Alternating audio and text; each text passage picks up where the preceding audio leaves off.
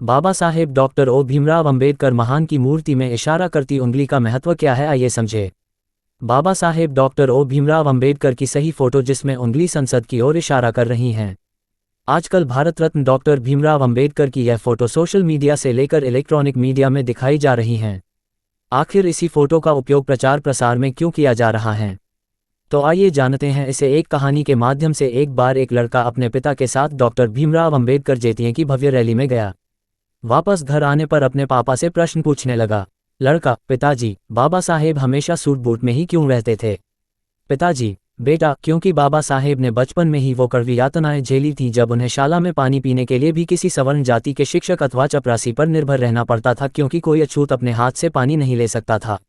जब वे पढ़ लिख कर भारत वापस आए तब भी स्थिति वैसी ही थी।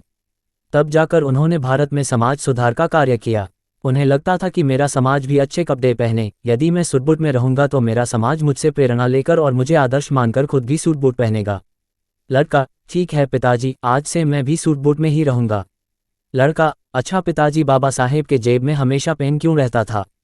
पिताजी: बहुत अच्छा प्रश्न पूछा बेटा। कलम होने का मतलब है शिक्षित होना ही सबसे जरूरी काम है। अरे वो सिर्फ कलम पेन नहीं, पीड़ितों शोषित लोगों को गुलामी से मुक्त करने की वह आधुनिक तलवार है। उसी कलम से बाबा साहेब ने आगे चलकर भारतीय संविधान लिखा। लड़का: पिताजी, मैं भी आज से अपनी जेब में कलम लगाऊंगा और खूब पढ़ाई करूंगा। लड़का: पिताजी, मैं आपसे आखिरी प्रश्न पूछ रहा हूं। प्रश्न: क्या बाबा साहेब ने उंगली कहाँ दिखाए और उनके हाथ में कौन सी किताब है? पिताजी: बहुत अच्छा बेटा, बहुत सटीक और तर्कपूर्ण प्रश्न पूछा है आपने। बेटा, उनके हाथ में जो किताब है उसका नाम है भारतीय संविधान है। इस संविधान से भारत देश चलता है। इसी संविधान से सभी को समता, स्वतंत्रता, न्याय और बंधुत्वता को बल मिलता है।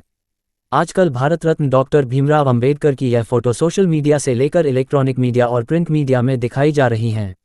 आखिर इसी फोटो का उपयोग प्रचार प्रसार में क्यों किया जा रहा है? क्योंकि इस फोटो में बाबा साहेब की उंगली ऊपर है। बाबा साहेब ने कभी भी उंगली ऊपर नहीं दिखाई। ये तो भ्रामक प्रचार करने वाले समूह की कारस्तानी है जो इस फोटो को प्रचारित कर रहे हैं।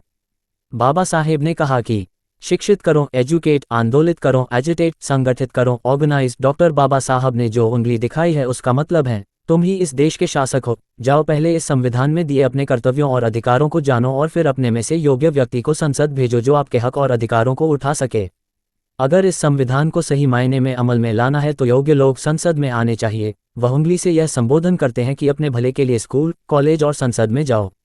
लड़का: धन्यवाद पिताजी, मैं भी बाबा साहेब के विचारों पर चलूंगा और इस देश का शासनकर्ता जमात बनकर बहुत आगे ले जाऊंगा।